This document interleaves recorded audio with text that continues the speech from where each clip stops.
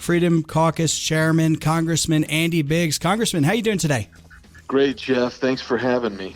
Yeah, I thought of you when my wife handed me a property tax bill last hour during an interview, and it had a library district tax on there, and our library hasn't been open since March or something, and it went up. It actually went up year over year.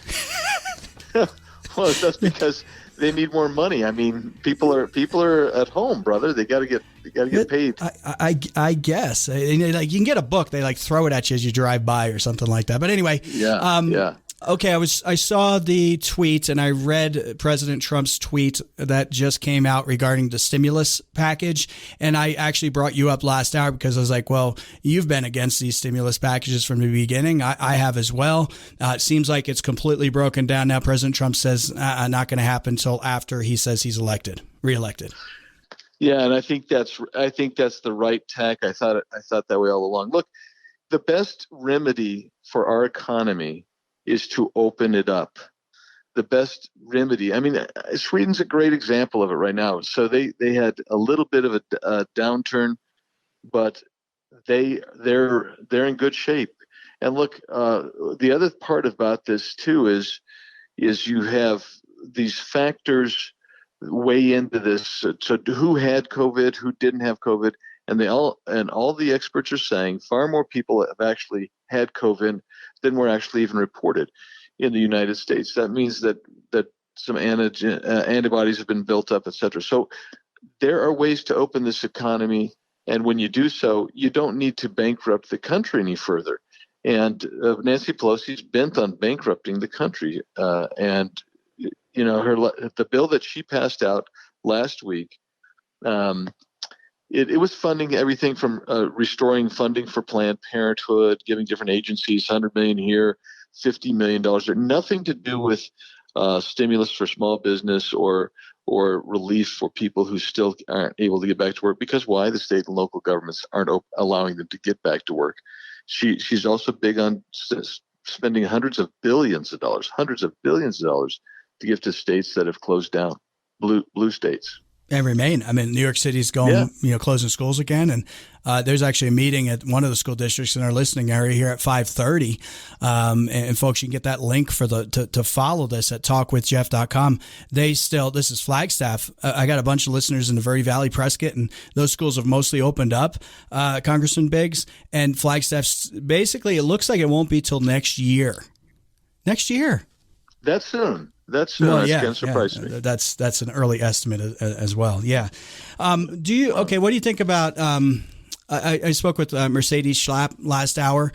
Seems like the president is recovering. I want to say it was bizarre as far as the media reaction. And I was watching something, and here's President Trump doing a tweet video, and they're like, "Oh, he looks pale. He doesn't look well." And I'm sitting there thinking, the guy has coronavirus and he's doing a video and you're saying, oh, he looks pale. Well, how many times have you gone to work in your life, Congressman, and it's like you're just a little under the weather? I mean, he was really under the weather. He had coronavirus.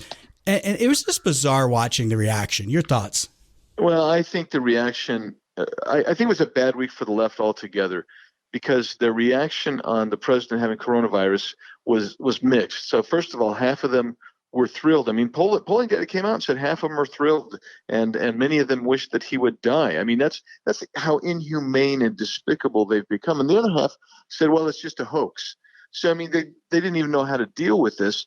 But I think that was bad for them, and just a terrible thing for them. And then President Trump tweeted out, and he's right on this. He said, look, it's a serious disease, but we shouldn't let it dominate our lives and our world. And he's right on that, because if we let that happen, if we let it dominate us, we will let fear control us. We will lose freedom, which is exactly what Pelosi and company want. They want to arrogate freedom to the center. And it really ticked me off to see how inhumane. Well, I use the word inhumane. I think they were inhumane. They didn't have any empathy whatsoever. And they were looking to turn this into, as they do everything, into some kind of lever politically. And they hate Trump. They hate the country. They want to get rid of our institutions. And I think it was revealed in just the way the media and the celebrities, the left-wing celebrities, handled it, Yeah. and Yeah. just ridiculous. Well, I want to get rid of some institution. I mean, I don't want to pay the library tax. No, I'm just kidding. Don't send me the hate mail that I want to get rid of the library. I just don't like paying for something I can't use. What'd you think about this delay in the voter registration here in Arizona? You had the federal judge saying that, hey, it's till I think October 23rd, and we have the link up at talkwithjeff.com. But it's, I mean, even Secretary of State Katie Hobbs is like, well, this is going to create confusion. Well, absolutely will. It'll be chaotic, and I don't believe there's any statutory or judicial precedent for this in Arizona. It's ridiculous, and it is kind of a second bite at the apple, and it's going to cause chaos. And there's no way to get early ballots out to those people. There's no way to do so. You well, actually yeah, those are mail in tomorrow. I mean, how do you? Yeah. What do you do if you register, before the 23rd, but the ballots go out early, and then you say I didn't get it? Does that create the confusion? Does that create the uncertainty in the election results? I guess is that a goal, or is that an unintended consequence of dumb policy and judges interfering?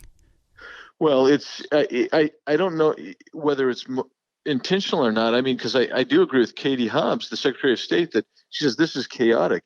Well, what I will tell you, this judge legislated from the bench. They decided. Well, I think I'm using royal we here as the judge would. We think that there's been some hardship here, and so I'm going to arbitrarily do this for 2 weeks. She could have done it for 10 days. She could have done it for 3 weeks. The whole point is she had no authority, no judicial authority to do it, and no judicial rationale to do it, but chose to do so for their own reasons. And that's the real problem here. And it's typical of what we're seeing in state after state.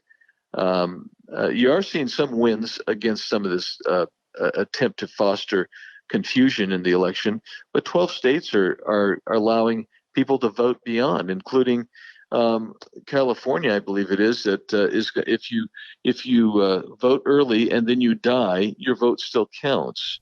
So you do get to vote if you're dead.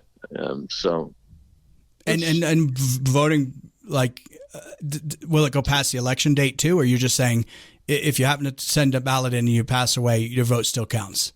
Even though election day isn't officially till November 3rd.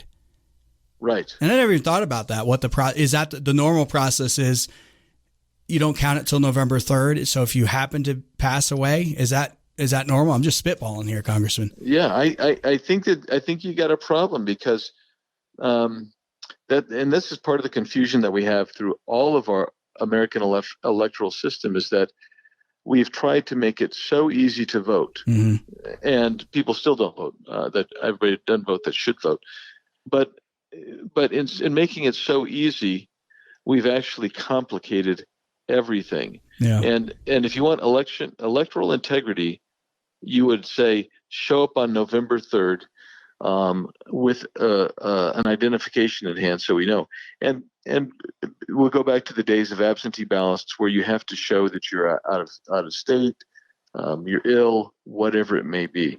So my guess is that if you pass away, your ballot should go into the provisionals. Interesting. Yeah, and I kind of do miss those days of that. The polling date is the day for most people, because then we have these long elections and all the campaigning and this and that. So, okay, I know you got to go, Congressman, and folks talking with Congressman Andy Biggs, but what is this letter you sent to the New York Attorney General? If you can just give us a quick overview here. Yeah, so we sent this to U.S. Attorney General William Barr last week.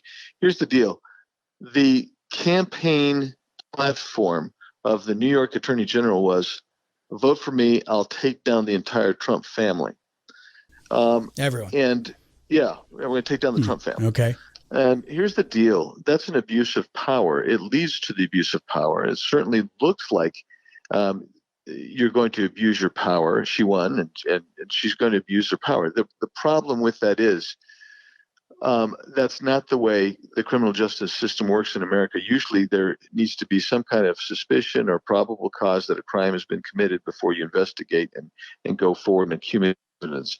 Here, basically, what she's saying is, we are going to take down the Trump family, and doggone it, we'll see if we can find some evidence to support our prejudice. And we're going to do this for political purposes, and I'm going to do it with the power that's invested in me, the police power that's been given to me by the people of New York.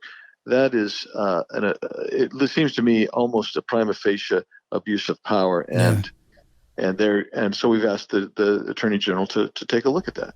Yeah, we'll lift every rock. There's got to be something. We'll find something. Maybe I do have Eric Trump returning to the program tomorrow, which I always look forward to. So maybe it's probably one of those questions that he won't answer. How's these lawsuits going and things like that? It's crazy times. Yeah, all right, it's crazy. Yeah, here we are. 4 weeks to go. And you're running as well down in your district. Yes. So it's going to be a crazy 4 weeks to come. So we'll see what happens. Congressman, I always appreciate the updates. Thanks, Jeff. Good to be with you.